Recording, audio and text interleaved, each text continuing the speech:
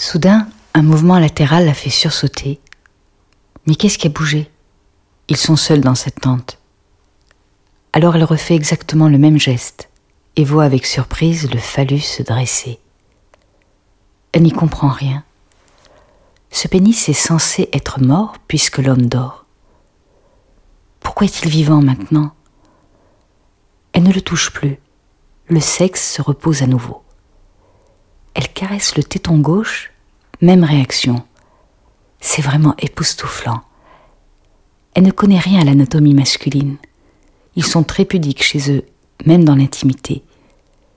C'est un vrai mystère. Et si elle touche à cet endroit-là, Zia sursaute. Le membre semble grandir de plus en plus. Peu à peu, la princesse qui vient d'être violentée caresse tout ce corps viril, mais inerte. Il doit faire semblant de dormir. Mais non, aucun muscle de son visage ne bouge. La seule chose qui oscille est ce qu'il a entre les cuisses. D'ailleurs, elle frôle les jambes musclées et remonte un peu jusqu'aux bourses dont elle trouve la peau très douce. Un index effleure le phallus dans toute sa longueur, d'un côté, puis de l'autre.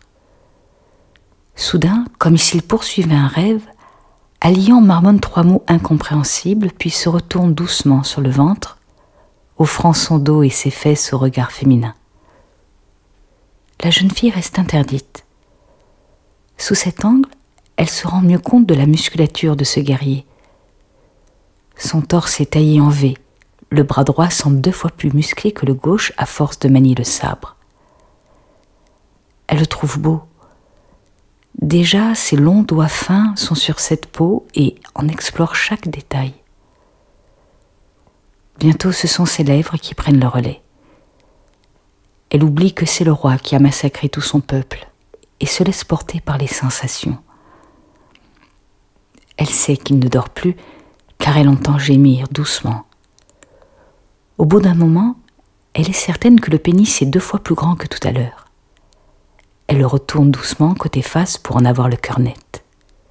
Il ne l'aide pas et elle le trouve très lourd. Il doit faire le double de son poids.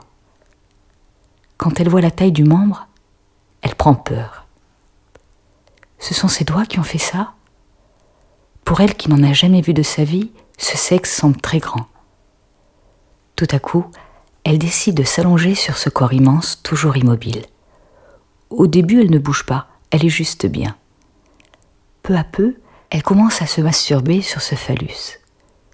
Le roi l'a laissé faire jusqu'à présent. Maintenant, elle va trop loin car il la désire. Il ne faut plus le laisser sur sa faim. Il décide de garder les yeux clos et d'attendre la suite. Très vite, il est sûr que cet orifice est plus qu'humide. Elle se soulève un peu, empoigne la verge et la fait pénétrer très doucement en elle. L'homme soupire. Elle est maladroite au début, cherche la meilleure façon de faire. Elle finit par s'accroupir entièrement, puis s'aide de ses bras calés sur les larges épaules et de ses genoux pour monter et descendre le long de ce mandrin parfaitement huilé. Peu après, Alian gémit.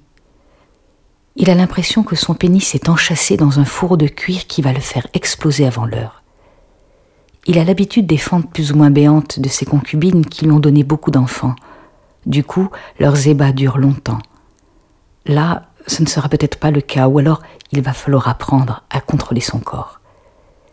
Sans compter que ça la sert vraiment, presque un peu trop, car la peau du gland devient sensible. Elle commence à crier un peu. Il ouvre les yeux et veut plaquer sa main sur cette bouche pour la faire taire, mais se ravise. Elle est si belle, et ce bruit est agréable à ses oreilles. Il ne l'a pas souvent entendue. Il repense à ses favorites qui restent passives pendant l'acte sexuel. Là, c'est un vrai changement d'habitude. C'est lui qui fait mine d'être assoupi, et cette jeune fille de 12 ans à peine qui fait tout le travail. À l'évidence, elle s'en sort plus que bien. C'est à crier de plaisir, mais il se retient. Il se passe maintenant quelque chose d'incompréhensible. Alors qu'elle est en train de jouir, ça il en est sûr, l'étrangère murmure des paroles mystérieuses dans un langage inconnu. Cela ressemble à une prière. Cependant, il ne reconnaît pas le nom d'un dieu. Le seul mot familier est roi, ce qui ne l'aide pas. Il ne faut qu'un instant à sa partenaire pour prononcer cet étrange texte. Ensuite, elle semble plus sereine. Elle recommence à gémir en s'empalant sur le sexe royal, peut-être même un peu plus fort. Il ne saura jamais si ses cris sont responsables du fait qu'il éjacule déjà en elle. Sa faim est apaisée.